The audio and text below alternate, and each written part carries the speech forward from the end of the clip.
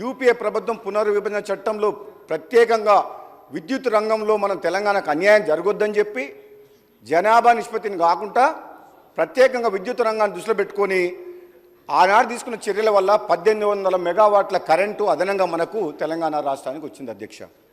మరి ఇవన్నీ ఎంతో సెన్సిటివ్ ఇష్యూస్, ఎంత జాగ్రత్తగా తీసుకోవాల్సిన నిర్ణయాలు కాబట్టి ఆనాడు కాంగ్రెస్ ప్రభుత్వం అయినా యూపీఏ ప్రభుత్వం అయినా ముందు చూపుతోటి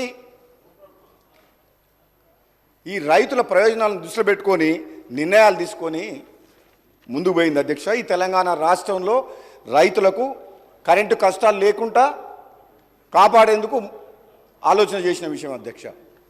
అటువంటిది ఈరోజు అధ్యక్ష ప్రతిపక్షంలో ఉన్న నాయకులు, పెద్ద మనుషులు, ఇక్కడ నిర్ణయాలు తీసుకున్న పెద్ద మనిషి లేడు, హౌస్కు లీడర్ ఆఫ్ ద అపోజిషన్ అయితే లేడు.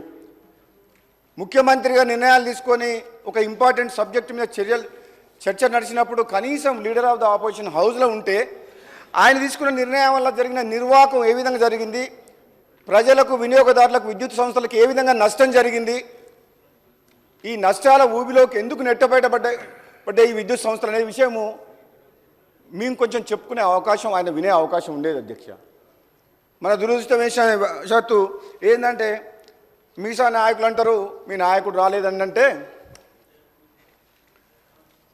మీ స్థాయికి ఆయన అవసరం లేదు, మేమే చాలని అంటుంటారు అధ్యక్ష.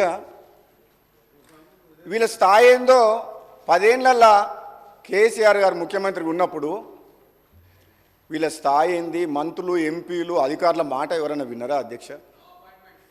నో అపాయింట్మెంట్, ఒంటెద్దుపోకడా, నిజం ఉన్నట్టు అట్లా కాదు ఇట్లా అని చెప్పే అవకాశం వీళ్ళకి ఎవరికైనా ఇచ్చిండా అధ్యక్ష? ఆయన అంత దమ్ము ధైర్యం వీళ్ళకు లేదు, ఆయన వినేవాడు కూడా కాదు.